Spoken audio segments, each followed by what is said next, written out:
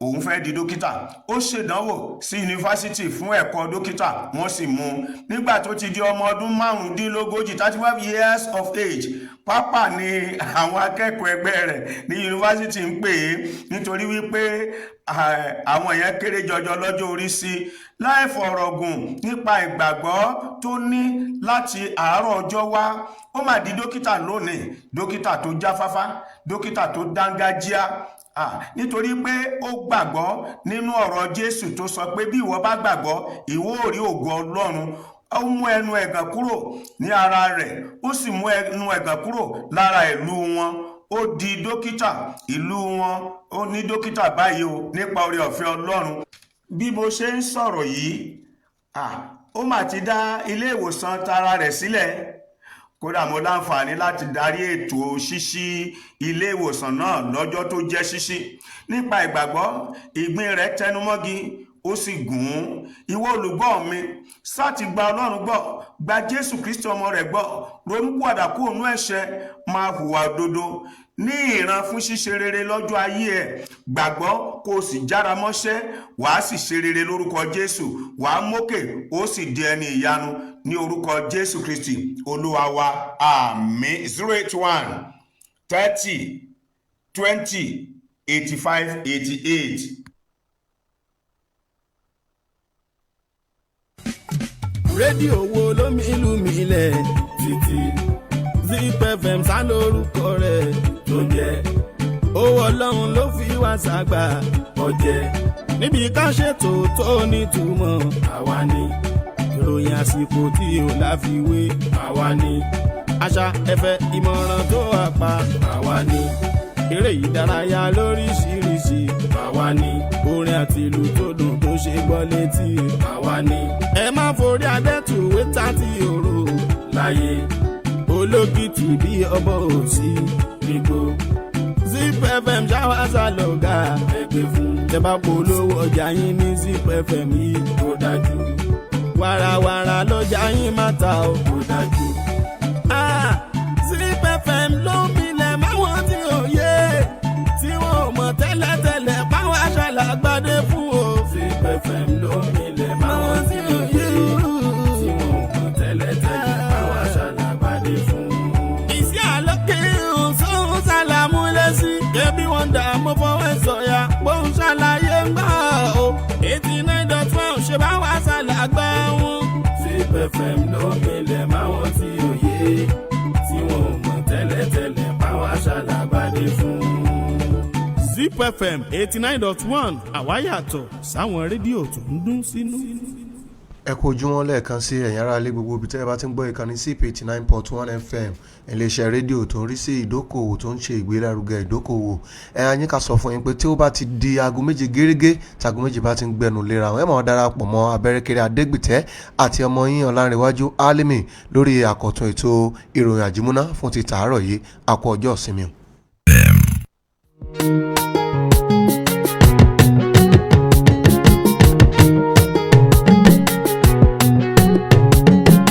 Ojúmọ́ ti mọ́ pẹ̀lú ìròyìn àjímúná lórí Zip FM ìkànnì tó ń kilẹ̀ títí wá. Ojúmọ́ ti mọ́ pẹ̀lú ìròyìn àjímúná lórí Zip FM ìkànnì tó ń kilẹ̀ títí wá. Ògidì ìròyìn pọ́npẹ́lẹ́ láti inú ìwé ìròyìn ojoojúmọ́ tó jáde nílẹ̀ wa. Ẹ tẹ́tí ẹ bá wa gbọ́. Ojúmọ́ ti mọ́ pẹ̀lú ìròyìn àjímúná lórí Zip FM ìkànnì tó ń kilẹ̀ títí wá. Ìròyìn àjímúná, ìròyìn àjímúná, àjímúná, ìròyìn àjímúná lórí Zip FM ẹ jẹ́ ká jọ gbọ́. Ojúmọ́ ti mọ́ pẹ̀lú ìròyìn àjímúná lórí Zip FM ìkànnì tó ń kilẹ̀ títí wá. Ìròyìn àjímúná.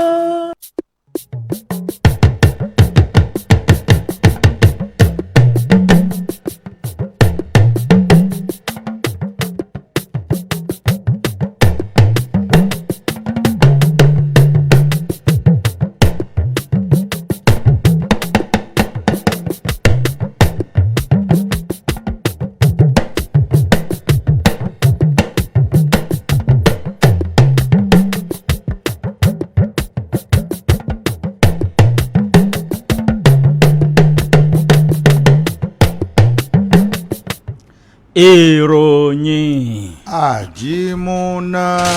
ìròyìn àjímúná ìròyìn àjímúná. ìròyìn àjímúná la tún ti gbédé láàárọ̀ ọjọ́ tòní a sì ń kí yín wípé ẹ kú ojúmọ́ ẹ kú ojúmọ́ ẹ tún kú ojúmọ́ mọ́ a kú àjísóde lónìí òní yìí ti ṣe ọjọ́ 22 oṣù kẹfà ọdún 2025 òní yìí yóò sàn wá sówó yóò sàn wá sọmọ o ẹ ti mọ̀ wípé kókó ní ìròyìn ọ̀hún ni àkọ́kọ́ máa ń mú wá sí etí gbọ́ ẹ̀yin ènìyàn wa ẹ̀yin aráalé káwọn náà kókó ọ̀hún náà nù láláì ní fàkókò ṣòfò lábẹ́ bó ṣe lè kó mọ́ nínú ìwé ìròyìn The Nation ni mo rí ìròyìn títí ọwọ́ mi yé o ìjà gbọ̀ngàn láàrin ìdílé gómìnà tẹ́lẹ̀ rí ní ìpínlẹ̀ Ọ̀yọ́ Adébáyọ̀ Alao-Akala bí ọmọ rẹ̀ obìnrin bó ṣe bẹ ilé ẹjọ́ lọ́wọ́ ẹ̀ wípé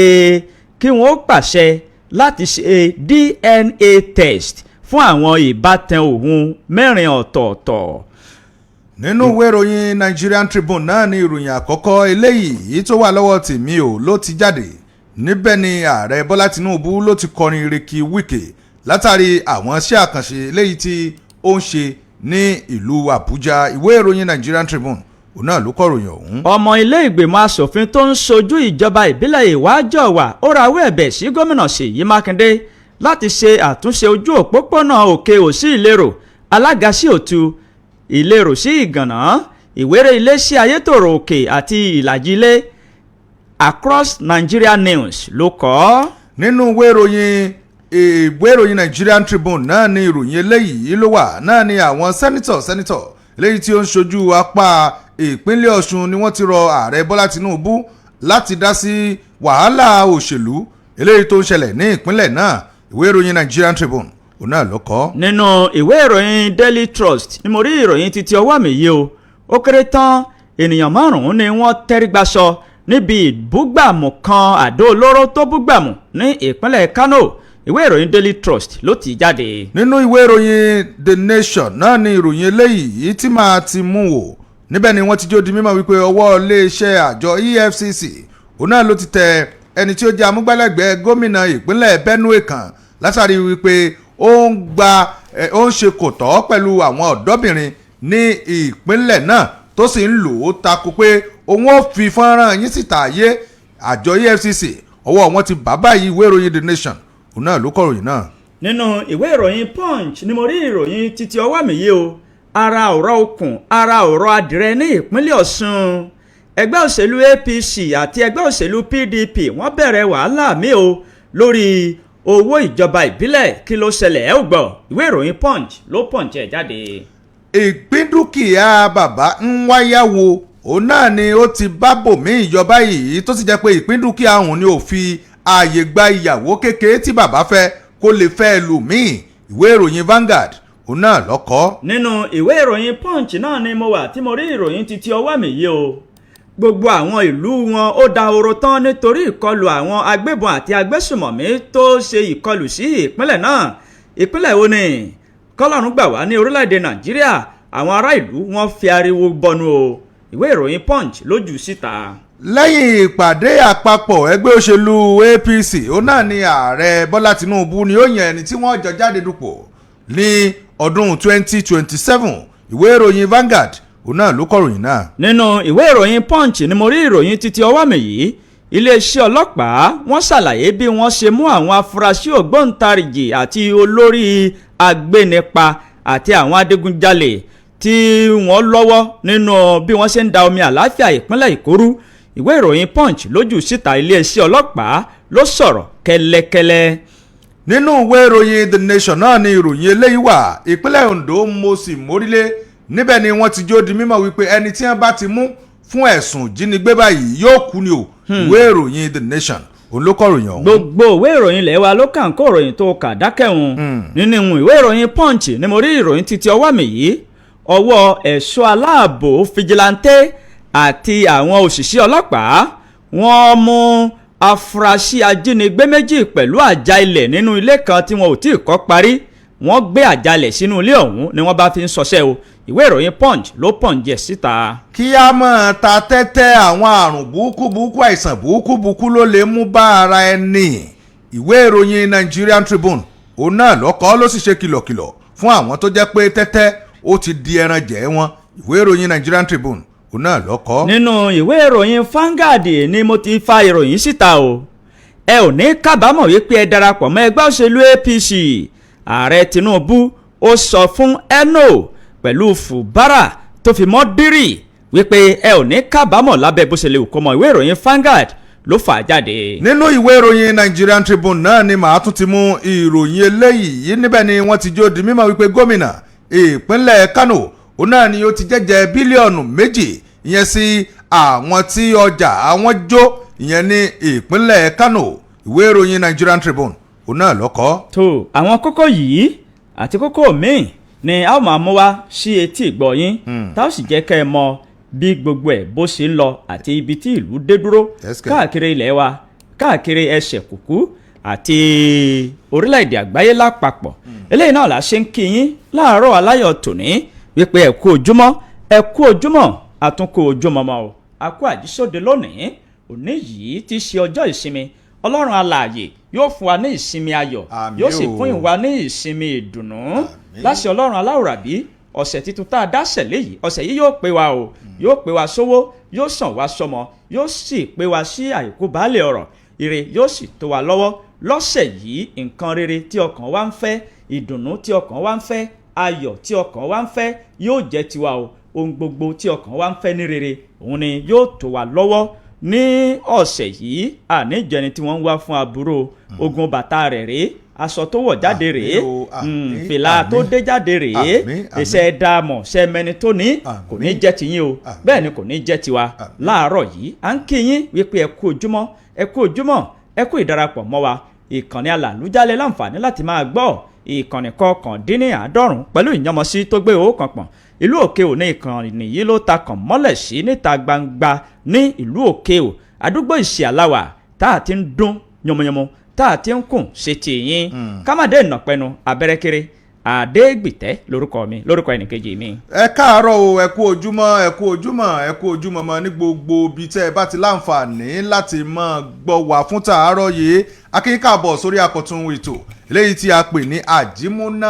àjímúná òun la pè é ṣe báyìí náà mọ̀ pé tí ilẹ̀ bá ti mọ́ báyìí kò sí nǹkan kan tẹ́yìn náà ń retí ju ìròyìn àjímúná lọ àìwá nílé wá tiwa ọlọ́run ò ní jẹ́ a lè rí àìní lè gbọ́ ti yín náà ọlọ́run ò ní jẹ́ ó dé bá yín akínyín káàbọ̀ sí ìkànnì alàlújá yìí ìkànnì alára àgbàyídá ìkànnì SIP 89.1 FM ìkànnì eléyìí tí ó ń lọ ní iwájú tí àwọn ẹlẹgbẹ́ ẹ̀ tí wọ́n sì ń tẹ̀lé lẹ́yìn ìlú òkè ò láfi kalẹ̀ sí ìpínlẹ̀ ọ̀yọ́ la wà orílẹ̀-èdè nàìjíríà la wà ilẹ̀ adúláwọ̀ la wà àárín àgbáyé mọ̀ la wà torí ẹlòmíì ẹ mọ̀ pé àti wà mẹ́kírì wà máa sí wà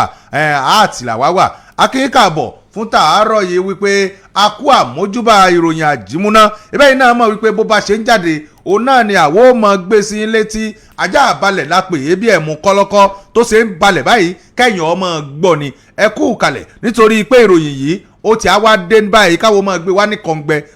kọ̀ǹgbẹ́ ọlárẹ̀wájú Alimi ló kọ tèmi o ẹ kú kalẹ̀. tó ẹ kú kalẹ̀ ẹ̀yin alára wa tẹ́ wà nílé láṣẹ ọlọ́run aláwòrábí etí tẹ́ fi gbọ́ wa láàárọ̀ yìí kò ní di bẹ́ẹ̀ ni ohun ìdìbàjẹ́ kò ní kàn án àgbọ́yé àti àgbọ́wọ̀ fún gbogbo wa àti àkàyé fún àwa tá a wà lórí àga èdè fún tàsìkò yìí nínú ìwé ìròyìn The Nation ni mo ti kọ́kọ́ fẹ́ ṣíde ìròyìn títí ọwọ́ mi yìí o ìjà gbọ̀ngàn àti fàákàjà tó fi mọ́ gbódòǹró sọ ló ń lọ lọ́wọ́ báyìí nínú ìdílé gómìnà tẹ́lẹ̀ rí ní ìpínlẹ̀ ọ̀yọ́ adébáyọ̀ aláò-akálà lórí bí ọmọ rẹ̀ obìnrin kan bó ṣe yọjú sí ilé ẹjọ́ tó ní kí wọ́n ṣe àyẹ̀wò ṣé lóòótọ́ bàbá mi ló bí àwọn ọmọ yìí ó ní kí wọ́n ṣe àyẹ̀wò fún àwọn ọmọ kí wọ́n sì ṣe àyẹ̀wò fún òkú gómìnà ọ̀hún tó ti tẹrígbàsọ ìjà òfin ó ń lọ lọ́wọ́ nínú ìdílé gómìnà tẹ́lẹ̀ rí ní ìpínlẹ̀ ọ̀yọ́ ọ̀túnba adébáyọ̀ aláò-akálà christopher pẹ̀lú bí ọmọ rẹ̀ obìnrin kan bí ó ṣe bọ́ síta tí wọ́n pe orúkọ arábìnrin náà ní arábìnrin olúwatóyìn àlàó Adẹ́rìntọ́ pẹ̀lú bó ṣe yọ sí iwájú ilé ẹjọ́ bọ̀m̀bọ̀ ilé ẹjọ́ kan tó fi ìdí kalẹ̀ sí ìlú Ìbàdàn ní ìpínlẹ̀ Ọ̀yọ́ níbẹ̀ ló yọjú sí o tó ìsọ yìí pé kí wọ́n ṣe àyẹ̀wò fún àwọn ìbátan òun mẹ́rẹ̀ẹ̀rin pẹ̀lú kí wọ́n ṣe àyẹ̀wò míì fún bàbá àwọn wípé ṣé lótìtọ́ bàbá àwọn ló bí àwọn ọmọ yìí gẹ́gẹ́ bó ṣe wí ọ̀rọ̀ náà ló jáde láti ẹnu agbẹjọ́rò rẹ̀ pẹ̀lú ìwé tí ó fi ń rọ ilé ẹjọ́ ọ̀hún wípé kí ilé ẹjọ́ ọ̀hún kí wọ́n tètè ṣe ìgbésẹ̀ yìí ní kíákíá ìwé ọ̀hún ló jáde láti ọwọ́ agbẹjọ́rò tí wọ́n tarí ìwé ọ̀hún sí iwájú agbẹjọ́rò Justice Taiwo ilé ẹjọ́ tó fìdí kalẹ̀ sí ìlú Ìbàdàn ní agbègbè Ring Road ní ìlú Ìbàdàn nọ́mbà tí ìwé tó fi ń bẹ̀bẹ̀ fún ilé ẹjọ́ ọ̀hún ló ní I/443/2014 Àlàó Adẹ́rìntọ́ òun ló ń sọ̀rọ̀ yìí nípasẹ̀ agbẹjọ́rò rẹ̀ Ọládépọ̀ Ọlásọpẹ́ tó jẹ́ àgbà amòfin ó ṣàlàyé bẹ́ẹ̀ ni ó ń rọ ilé ẹjọ́ ọ̀hún pé kí wọ́n tètè ṣe ìgbésẹ̀ ní kíákíá láti ṣe àyẹ̀wò tó tọ́ àti èyí tó yẹ fún ìbátan òun tí wọ́n fi orúkọ wọn síta yìí ẹni àkọ́kọ́ òun ni Ọlámídé ẹnì kejì Adébùkọ́lá ẹnì kẹta Ọlámípọ̀ Ọlámíjùwọ́n tó jẹ́ ọ̀kan lára àwọn ọmọ ilé ìgbìmọ̀ asòfin lọ́wọ́lọ́wọ́ pẹ̀lú Tàbítà àti Ọlámíkúnlé àwọn ènìyàn tí mo dárúkọ yìí ní ọ̀kan lára àwọn ọmọ Alao-Akala ló sọ yìí pé kí wọ́n ṣe àyẹ̀wò kíákíá fún kí wọ́n sì ṣe àyẹ̀wò náà fún òkú bàbá àwọn ìwé ìròyìn The Nation ló de ìròyìn ọ̀hún jáde o ẹ lè mú kẹyẹ wò níbẹ̀. nínú ìwé ìròyìn Nigerian Tribune náà ni ìròyìn eléyìí ló wà níbẹ̀ ni ààrẹ Bọ́lá Tinubu ni ó ti ń kí Wike fún àṣeyọrí iṣẹ́ àkànṣe eléyìí tí ó ń ṣe lólùlù orílẹ̀-èdè Nàìjíríà Àbújá ààrẹ Bọ́lá Tinubu náà ni ó ti ṣàpèjúwe ojú ọ̀nà eléyìí tí Wike tó tún ṣe ìyẹn ní ìlú Àbújá tó sì sọ di ojú òpópónà ọlọ́nà méjì ìyẹn double lane òun náà ni ààrẹ ti ṣe àpèjúwe rẹ̀ gẹ́gẹ́ bí ẹni tí ó ní àfojúsùn rere tí Wike sì fi ojú òpópónà náà tó fi sọrí ẹni tí ó ti jẹ́ àgbà òṣèlú lórílẹ̀‐èdè wa Nàìjíríà nígbà kan rí ṣùgbọ́n tó ti dolóògbé olóyè Ọbáfẹ́mi Awólọ́wọ̀ ààrẹ Bọ́lá Tinubu náà ni ó ti ṣe àpèjúwe ìríran Wike yìí gẹ́gẹ́ bí ìran ọjọ́ ọ̀la fún orílẹ̀‐èdè Nàìjíríà àti ìdàgbàsókè àti bó ṣe sí ojú òpópónà náà tó fi sọrí ẹni tí ó ti fi ìgbà kan rí jẹ́ àgbà òṣèlú lórílẹ̀‐èdè wa Nàìjíríà ìyẹn Ọbáfẹ́mi Awólọ́wọ̀ gẹ́gẹ́ bí bàbá tó jẹ́ pé òun náà ìran ọjọ́ ọ̀la òun ló ní ó ṣe àpèjúwe ojú ọ̀nà náà lẹ́ni tó lọ ṣojú ààrẹ orílẹ̀‐èdè yìí tó jẹ́ akọ̀wé àgbà orílẹ̀‐èdè wa Nàìjíríà Sẹ́nitọ̀ George Akume náà ni ó ṣàlàyé tó sì ń jẹ́ ó di mímọ̀ wípé bàbá eléyìí tí ó fi ókọ rẹ̀ sọ ojú òpópónà yìí bàbá tó jẹ́ pé ohun gangan láyẹ ká máa pè ní ètò òṣèlú àwarawa ìgbáyégbádùn orílẹ̀‐èdè Nàìjíríà nítorí pé ìran ọjọ́ ọ̀la eléyìí tí Awólọ́wọ̀ ní ó mọ̀ kà sí ara gan ojú ó di mímọ̀ wípé ìran tí Wike náà wá ní ìyẹn mínísítà tó ń ṣojú olúlu wa Àbújá Barrister Nyesom Wike ó ní ẹwọ́ ìran yìí òun náà lọ́sìfà tí iṣẹ́ àkànṣe tó fi ń lọ wọn ní àwọn kí o wípé ó kú iṣẹ́ ó kú ọ̀mọ́ ṣe ìwé ìròyìn Nigerian Tribune òun náà ló kọ̀ròyìn ọ̀hún. nínú ìwé ìròyìn Punch ni mo rí ìròyìn títí ọwọ́ mi yìí o ìjà àti wàhálà míì òun ni ó ti ń rúgbó bọ̀ báyìí o ní ìpínlẹ̀ Ọ̀ṣun lórí bí ẹgbẹ́ òṣèlú APC àti ẹgbẹ́ òṣèlú PDP bí wọ́n ṣe ń nàka àléébù síra wọn lórí owó ìjọba ìbílẹ̀. Gómìnà Adémọ́lá Adélékè ti ìpínlẹ̀ Ọ̀ṣun òun ló ti fi gbé ta sí ìgboro ayé ìbò sítò pẹ̀lú wípé ó ní ìjọba àpapọ̀ orílẹ̀-èdè Nàìjíríà wọ́n fẹ́ dọ́gbọ́n láti san owó tó tọ́ sí ìjọba ìbílẹ̀ sí àpò àwọn olóṣèlú aládàáni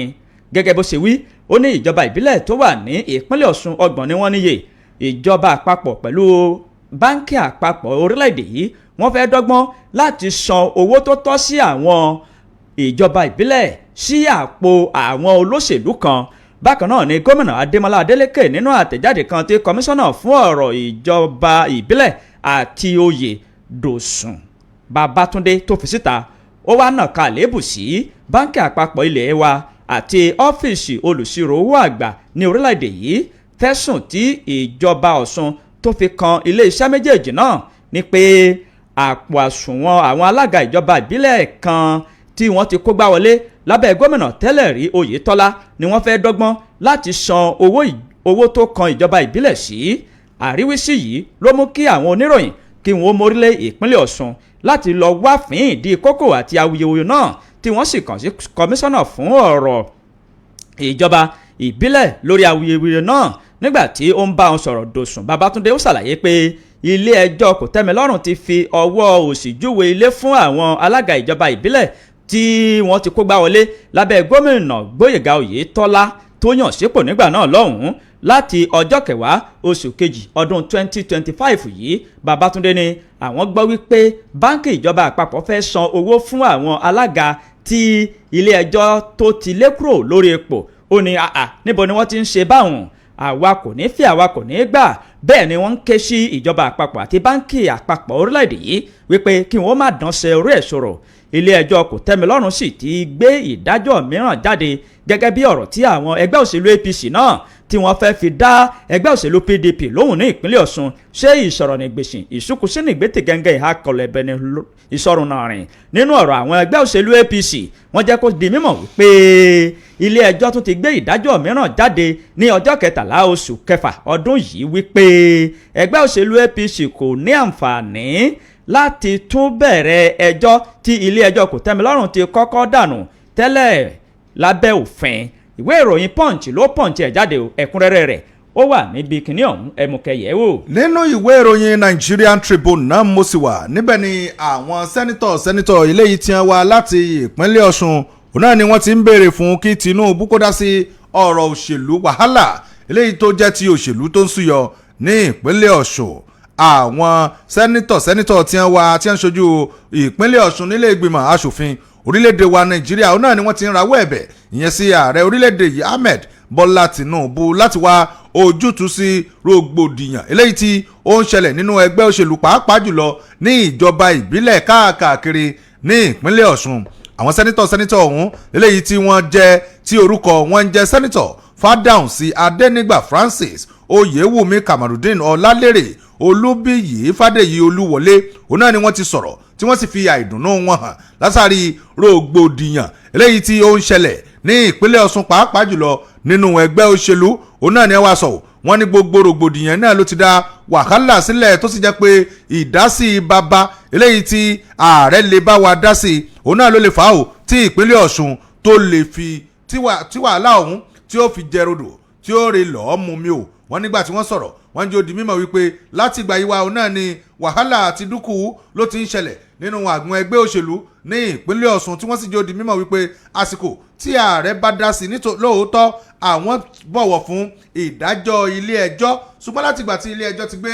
ìdájọ́ rẹ̀ kalẹ̀ ọ̀tún ò gbà bẹ́ẹ̀ lòsì ò sì gbà. Dandan náà ni kí ààrẹ orílẹ̀-èdè wa Nàìjíríà gẹ́gẹ́ bí bàbá orílẹ̀-èdè kí wọ́n lo ipò bàbá kí wọ́n sì fi bá wọn yanjú ẹ̀ kí wàhálà ọ̀hún kó sì rodò kó lọ rè é mú mi nínú ọ̀rọ̀ eléyìí tí wọ́n sọ wọ́n ní